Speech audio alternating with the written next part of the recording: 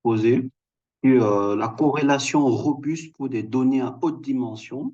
Alors, ce titre cache essentiellement deux notions fondamentales, notamment la corrélation et les données à haute dimension. Alors, la corrélation, c'est quoi? C'est un outil statistique permettant de déterminer si deux vecteurs aléatoires sont collinéaires ou non. Collinéaires dans le même sens, on dirait qu'ils sont positivement collinéaires ou dans des sens opposés, on dirait ils sont euh, négativement collinéaires. Dans le cas opposant, on dira tout simplement qu'ils ne sont pas collinéaires. Donc, du fait, la corrélation sera de moins en moins prise en compte eu égard à ces deux variables.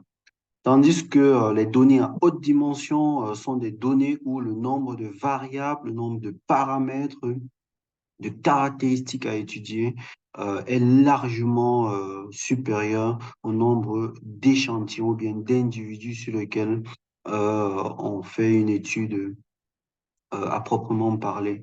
En l'occurrence, lorsqu'on fait, par exemple, on veut déterminer l'indice de masse corporelle, on a besoin de deux variables, notamment la taille et le poids. Et là, on est en dimension faible, en ce sens que le nombre de variables est relativement bas. Deux, c'est le minimum.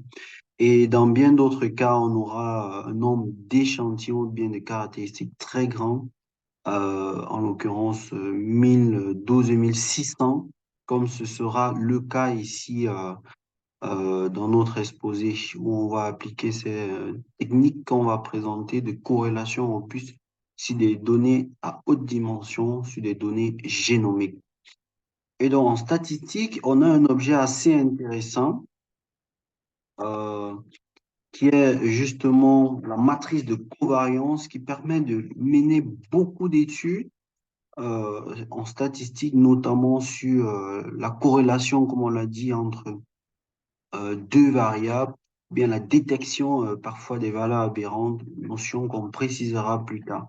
Et donc, grâce à cette matrice de corrélation, on peut déterminer le coefficient de corrélation de Pearson en définissant RIJ comme SIJ divisé par la racine carrée de SII et multiplié par la racine carrée de SJJ. Alors, le fait qu'on divise demande à ce que SII et SJJ soient différents de zéro et que de plus, ils soient positifs de fait qu'ils sont sous signe racine. Donc, on va demander à S au moins une caractéristique et qu'elle soit SDP, donc symétrique définie positive. Et donc, en faible dimension, on se permet d'avoir cette propriété, donc on jouit de cette propriété de S, et cela nous permet d'avoir essentiellement deux leviers sur lesquels on peut jouer, notamment la détection de la relation cachée entre deux variables à travers les coefficients de corrélation ou peut-être quelque chose de plus fort qui pourrait être de causalité, mais ici, vraiment, cet outil nous permet d'avoir la corrélation, mais aussi de la détection des valeurs aberrantes à travers l'analyse en composante principale, l'ACP, communément ainsi appelée. Et donc, cet outil est fortement représenté hein, parce que ça va être ce sur quoi on va s'appuyer pour faire de l'ACP. Parce qu'essentiellement, cette matrice va être décomposée de façon spectrale et donc on va regarder ses valeurs propres et il nous faut cette propriété d'être symétrique définie positive. Donc aussi un second outil qui est un modèle graphique d'analyse de données. Donc on s'intéresse ici par exemple aux valeurs aberrantes toujours et donc on va faire pour un dataset un scatter plot pour voir un nuage de points et se définit une ellipsoïde de confiance à travers la distance de Malanobis définie par ds de xi mu, mu étant la moyenne de la population. Donc pour chaque individu i, xi, on va regarder sa distance par rapport à mu. Si cette distance est fortement élevée, on va porter plus d'attention sur cet individu. Pourquoi est-ce qu'il s'écarte fortement de la moyenne? Et s'il est dans la zone de confiance délimitée par cette ellipsoïde-ci, donnée par la distance de Malanobis, on peut se dire qu'il y a de fortes chances que ce soit une valeur fiable. Donc, vraiment, la matrice de covariance nous permet d'une part de déterminer les relations de corrélation, de collinéarité, autant pour moi, mais aussi de détecter si un échantillon est aberrant ou pas. L'aberrance ici au sens où il s'écarte fortement de la tendance moyenne, ou bien aussi peut-être que c'est une donnée qui a été mal relevée. Malheureusement, la covariance du moment produit ainsi nommé S et la corrélation de Pearson correspondante telle qu'on a définie sont très sensibles aux valeurs aberrantes, c'est-à-dire pour peu qu'une donnée soit perturbée, alors S et R définis précédemment peuvent être fortement perturbés. C'est-à-dire tu as deux variables qui initialement sont fortement corrélées, pour peu que tu modifies une donnée, alors elles deviennent décorrélées. Et là, c'est assez dommage. Mais aussi, c'est qu'en haute dimension, cette matrice devient dégénérée au sens où on perd la propriété fondamentale qui caractérisait cet objet, qui est le fait qu'elle était symétrique définie positive. Donc, le but, c'est quoi? C'est donc de calculer et donc de s'adapter en haute dimension en définissant, malgré la perte de la propriété caractéristique SDP, de définir enfin des estimateurs robustes, hein, au sens où on définira plus tard de la matrice de covariance et donc de fait de l'opérateur de corrélation pour pouvoir être très précis et très fin sur les résultats qu'on obtiendra en termes de corrélation. Donc, c'est vraiment ça le but ici. Donc, pour y parvenir, on va définir deux notions, notamment les M-estimateurs de localisation et la transformation des données. On va appliquer à la fin sur des données génomiques qui contiennent 12 600 variables, comme on l'a dit en introduction. Donc, voilà plus ou moins le plan, on l'a dit, sans surprise, on parlera des M-estimateurs, des transformations des données, de la notion de robustesse, efficacité et sensibilité qui vont nous permettre ici de capturer la notion de robustesse, comme on l'a dit précédemment. Et enfin, nous introduisons un algorithme DCC, Detect Deviating Cell, qui est une détection de valeurs aberrantes de façon cellulaire. Donc, au lieu de s'intéresser comme dans l'ACP à tout l'individu, à tout l'échantillon, on va aller jusque dans sa cellule pour dire si effectivement cette cellule a été bien entrée ou bien si elle cause un problème. Un M estimateur n'est tout simplement qu'un opérateur θ, P ou T est une loi de probabilité qui minimise cet objet qui est, si on le regarde très bien, l'espérance de ρ de x par rapport à P. Si ρ est une fonction régulière, c'est-à-dire dont on peut dériver, on peut appliquer le théorème de dérivabilité sous signe intégral, caractériser nos M estimateurs par la relation 1. C'est justement un objet qui annule l'intégrable de si x θ p dpx est égal à 0, tout simplement. Et donc, les M estimateurs peuvent encore de façon empirique, parce que bien de fois, lorsqu'on a des échantillons, ne connaissent pas la vraie loi, la loi théorique, mais de ce fait, on s'en tient à la loi empirique. Et donc, on va définir ce qu'on aime M estimateur de façon empirique. C'est tout simplement θ Pn qui est l'argument min de cette quantité de la somme de i allant de 1 à n de rho de xi a ou xi sont des variables aléatoires de loi P, de loi théorique P, et Pn est la loi empirique. Alors, ces M estimateurs ne sont pas aussi loin de ce qu'on connaît d'habitude. Si on choisit ρ de façon assez particulière, on obtient les M estimateurs bien connus, en l'instar de la moyenne et de la médiane. Pour la moyenne, il faut choisir ρ est égal à x carré, la fonction x carré. Pour la médiane, c'est la valeur absolue de x. C'est quoi le produit moment? C'est tout simplement le produit scalaire lorsqu'on a deux vecteurs aléatoires sur un espace on va dire vectoriel, ou sur RP ou sur Rn. Alors, le produit moment, c'est tout simplement le produit scalaire entre ces deux variables aléatoires qu'on normalise ici par n. On démontre que sous certaines hypothèses, ce produit moment, c'est encore la matrice de covariance. Et donc, avec ça, on peut capturer les opérateurs de covariance, justement, et de corrélation. Alors, comme on l'a dit, ces outils sont très sensibles en faible dimension. Lorsqu'on passe en haute dimension, la corrélation de Pearson devient plus ou moins instable, au sens où il peut être perturbé par des valeurs aberrantes. Et donc, il faut introduire une nouvelle notion et on commence par ce qu'on appelle le G-moment produit. G ici, c'est une application qui va nous permettre de transformer les données de base. C'est juste une application, hein, dont on va faire une transformation sur ces données. Pensez un peu au processus de normalisation des données. C'est pratiquement la même chose. Et donc, le G-moment n'est que le moment produit appliqué aux données transformées, caractérisé par GXN.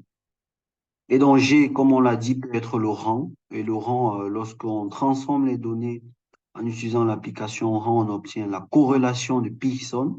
Lorsqu'on utilise la fonction de signe, couplée avec la fonction rang, on obtient la corrélation dite cadran.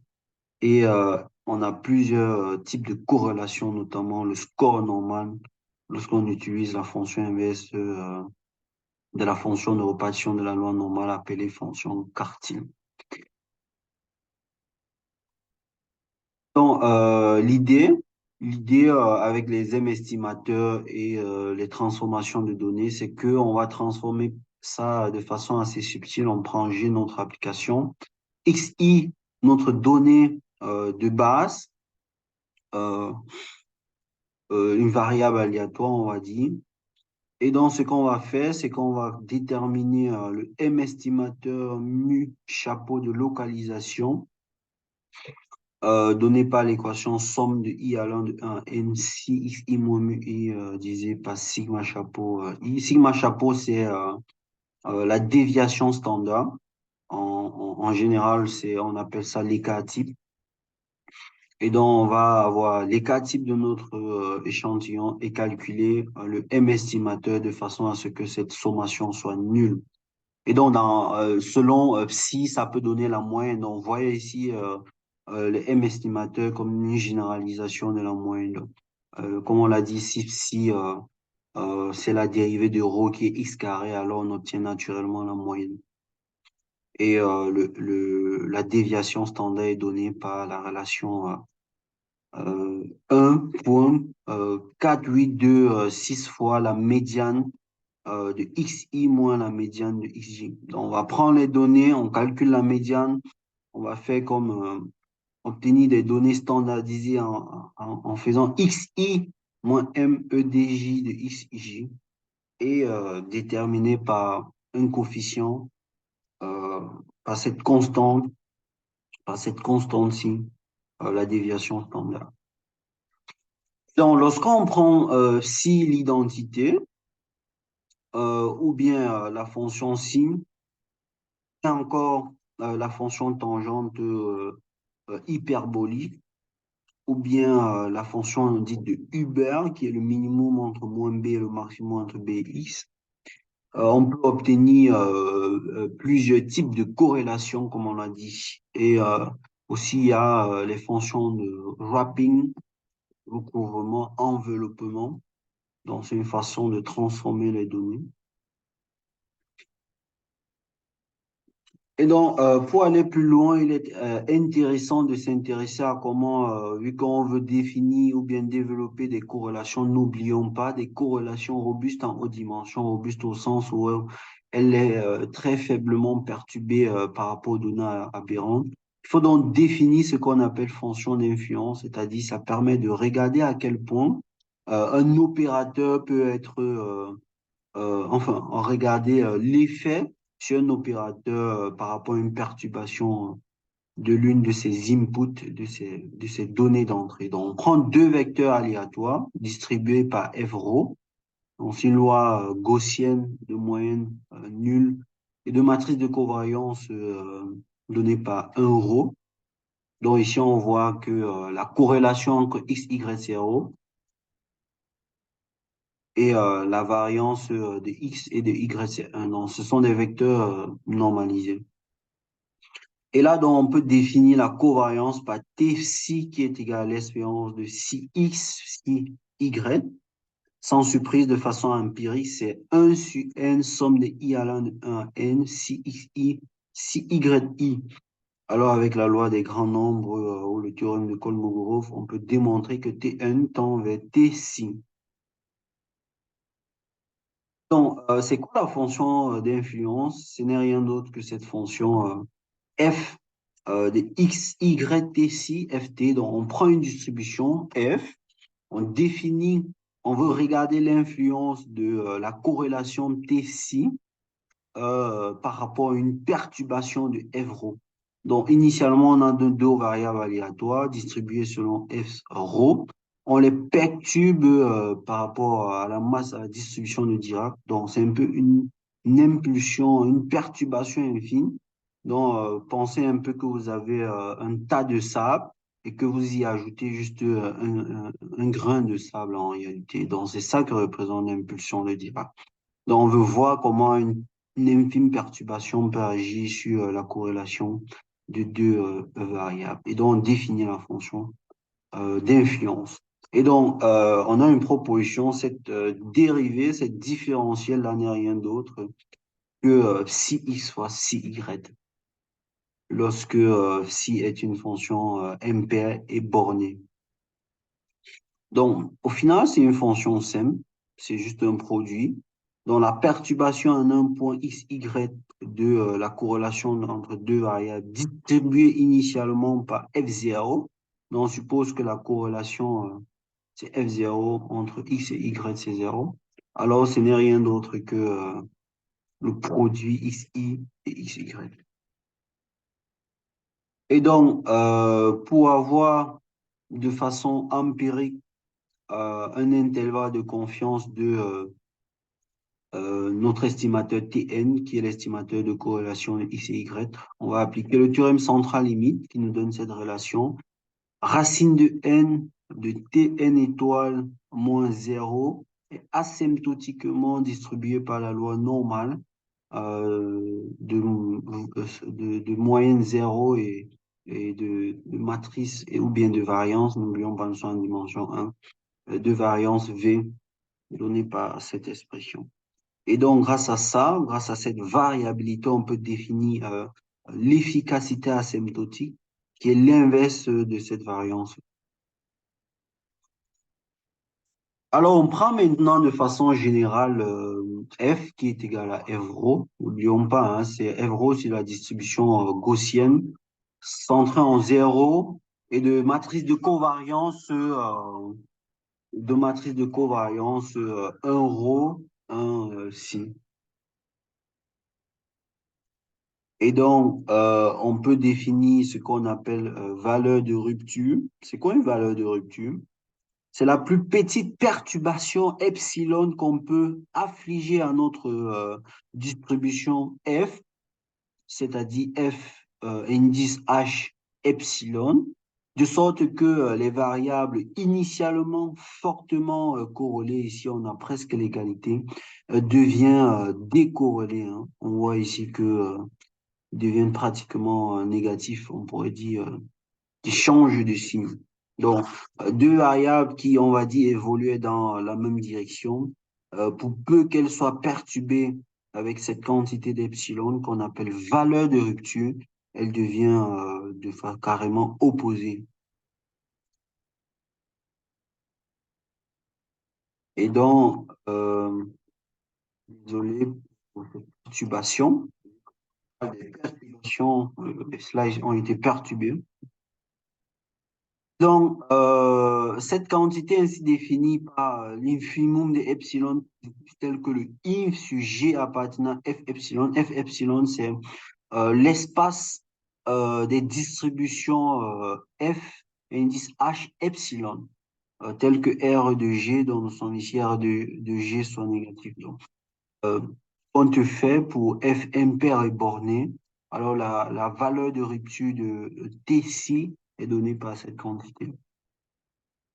Alors, avec les notions qu'on a introduites de valeur de rupture, d'efficacité et de sensibilité, on peut voir à quel point nos différentes corrélations peuvent être efficaces ou sensibles selon qu'ils aient une bonne quantité de données aberrantes.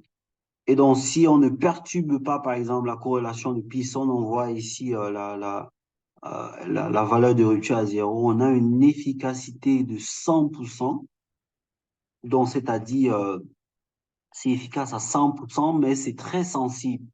Donc vraiment, le coefficient de corrélation de Pearson en faible dimension, il est très efficace, en ce sens qu'il il reflète tel quel euh, la corrélation entre deux variables, donc ni plus ni moins. Mais il est très sensible au sens où s'il y a une donnée aberrante, il change drastiquement les résultats. Donc il se pourrait que dans les faits, deux variables soient fortement corrélées, mais alors très fortement. Mais pour peu qu'une donnée a été mal recueillie, alors on a un résultat comme quoi les variables sont décorrélées, puis change catégoriquement le résultat.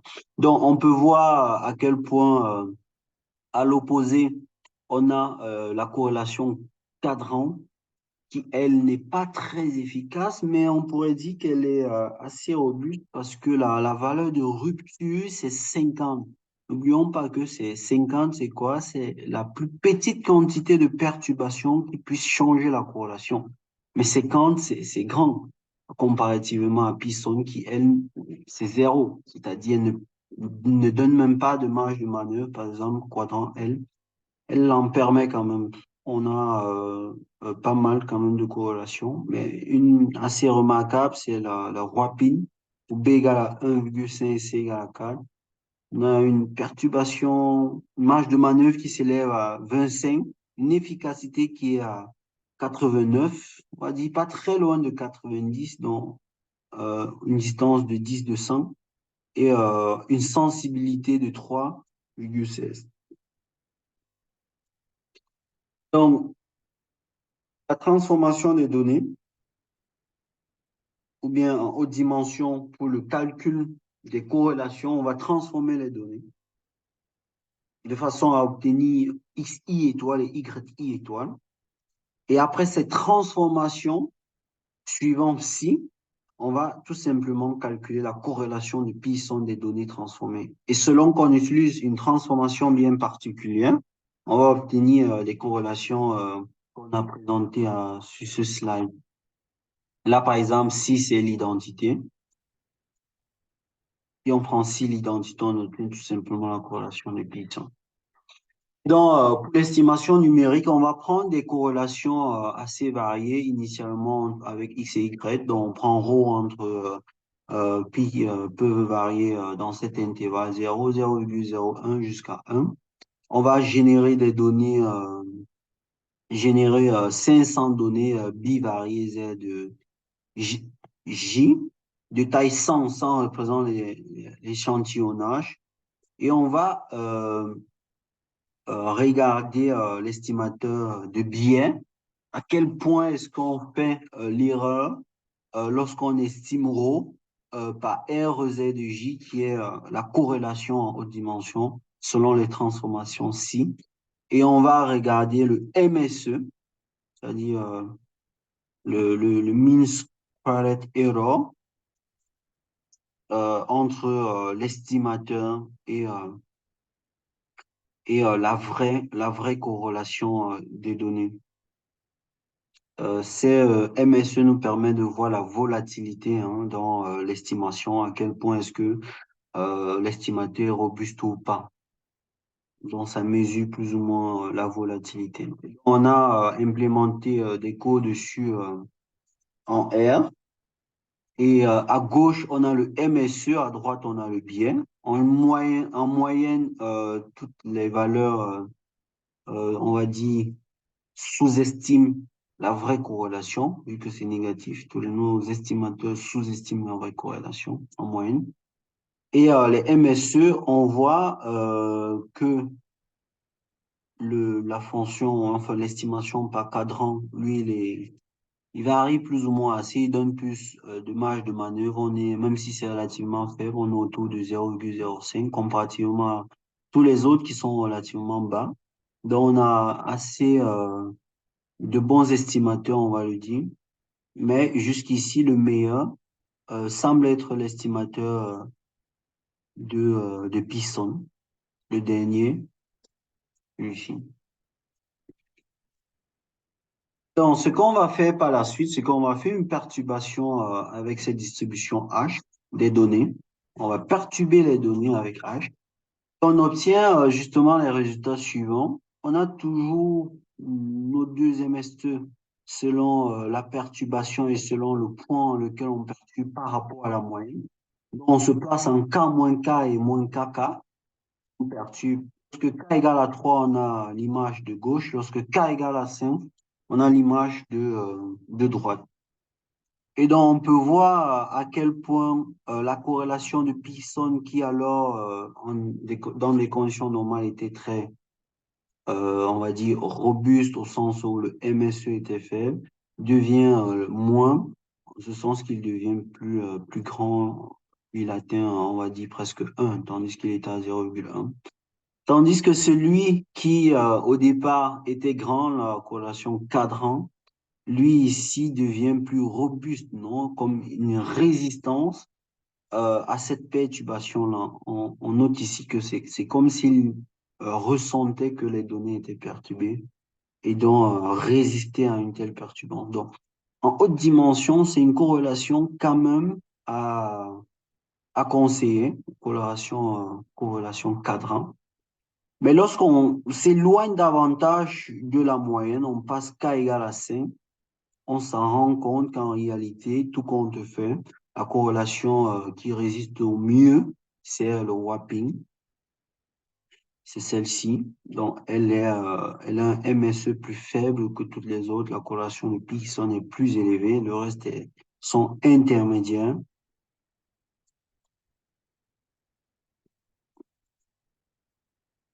Et donc, dans les tests précédents, la perturbation,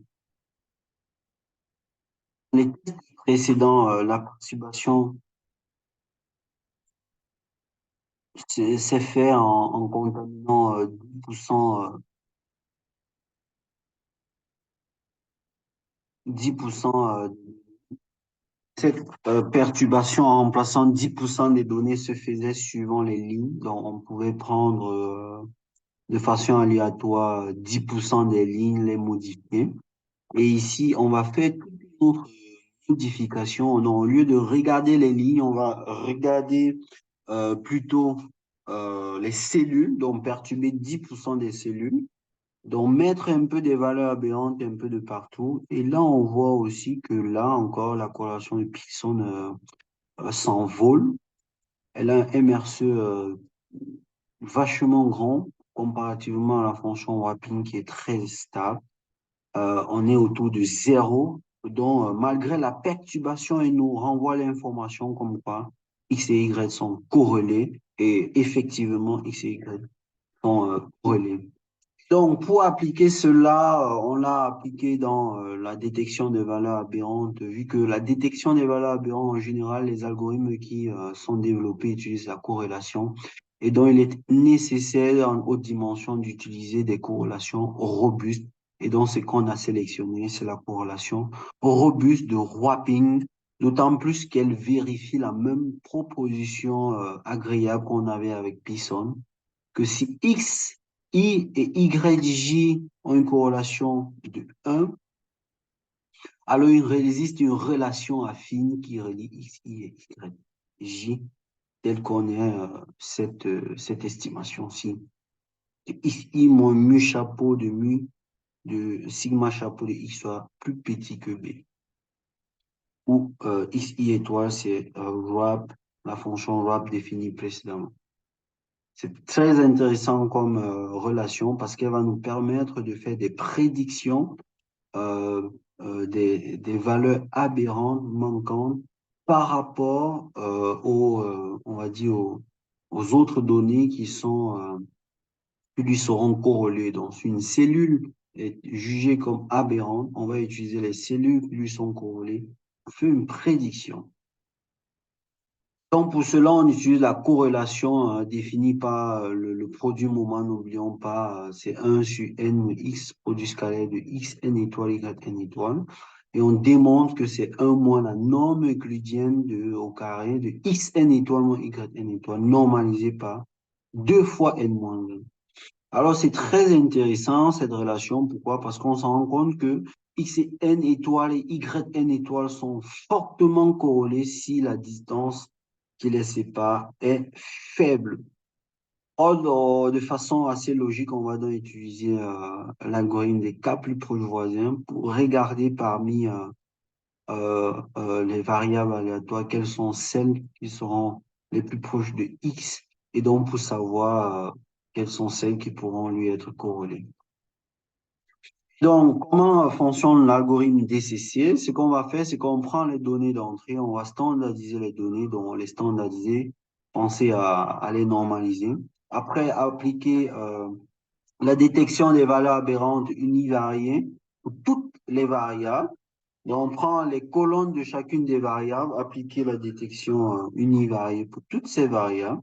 Après, déterminer les relations à deux variables, prédige chaque donnée des cellules, fait la désimbrication et signaler les valeurs aberrantes au niveau cellulaire et signaler les valeurs aberrantes dans le sens des lignes. Bon, c'est assez technique pour ceux qui ne comprennent pas cette partie ou du moins euh, certaines parties que j'ai exposées. Ils pourront notamment prendre les termes clés et aller développer ça notamment eux-mêmes. On a appliqué ça avec les données génomiques, comme on l'a dit. On obtient une carte cellulaire, on l'a filtrée pour des colonnes qui ont au moins 100, on va dire 80, 92 cellules jugées comme aberrantes. Et là, ça nous a donné une carte cellulaire ainsi qui puisse être plotée.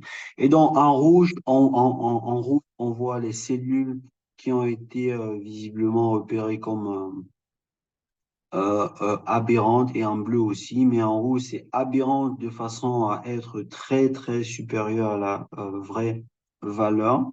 Et rouge, c'est inférieur. Les cellules jaunes sont celles qui sont normales.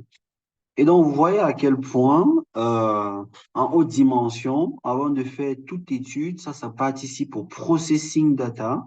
On peut faire de tels algorithmes pour nous permettre de voir si nos données sont aberrantes.